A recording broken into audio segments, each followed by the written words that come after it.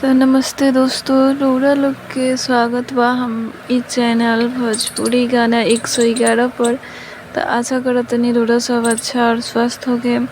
तो आज हम गावे जातनी जिंदगी में जहर काहे घोरे लुए जान सॉन्ग, जे गोलू राजा के सॉन्ग बा। तो कैसन लगे कमेंट में बताएम लोग।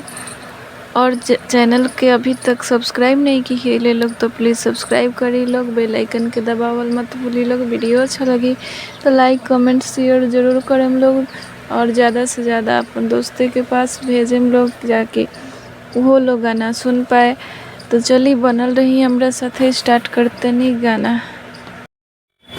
जिंदगी में जहर घोरे लुए जान, जिंदगी में जहर, जिंदगी में जहर, जिंदगी में जहर घोरे लुए जान, जिंदगी में जहर घोरे लुए जान। तो अपना जनुआ के हई दिलवा काहे तोरे लुए जान, कि अपना जनुआ के हई दिलवा काहे तोरे लुए जान। दूसरा से नाता जोड़े लुए जान, दूसरा से नाता जोड़े लुए जान, कि अपना पगला के हई दिलवा काहे तोड़े लुए जान। अपना जनुआ के हई दिलवा काहे तोड़े लुए जान।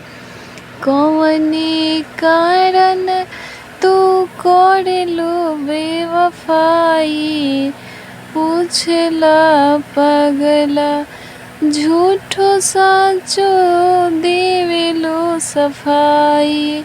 अतना बदल जाइबुए हो हर जाई, सोचला प लागेला करेजा फट जाई, सोचला पर लागेला करेजा फट जाई। कौनी कारण तू करेलू बेवफाई, पूछला पर झूठो सच देवेलू सफाई। अतना बदल जाइबू हुए हो हर जाई, सोचला पर लागेला करेजा फट जाई।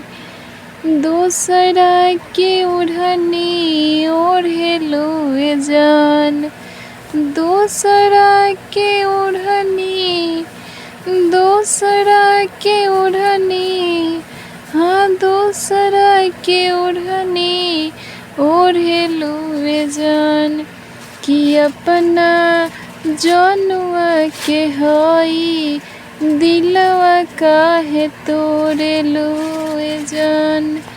अपना जनुआ के हई दिलवा काहे तोड़े लुए जान। सहिले बगम हम जाइबू त जा जा, आइबू लौट के ना किरियाई खा जा।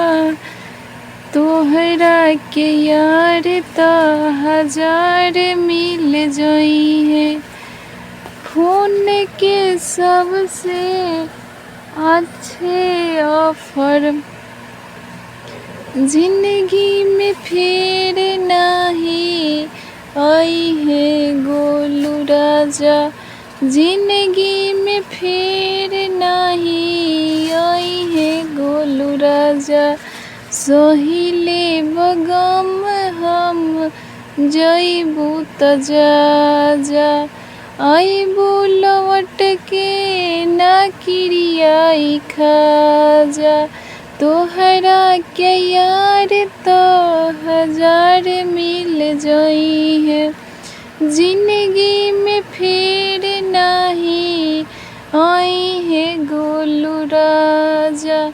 आंसू के करनवा, आंसू के करनवा, हाँ आंसू के करनवा, नीरज के करनवा छोड़े लुए जान।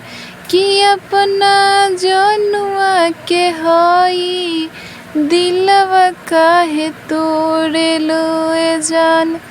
कि अपना पागला के हई दिलवा काहे तोड़े लुए जान।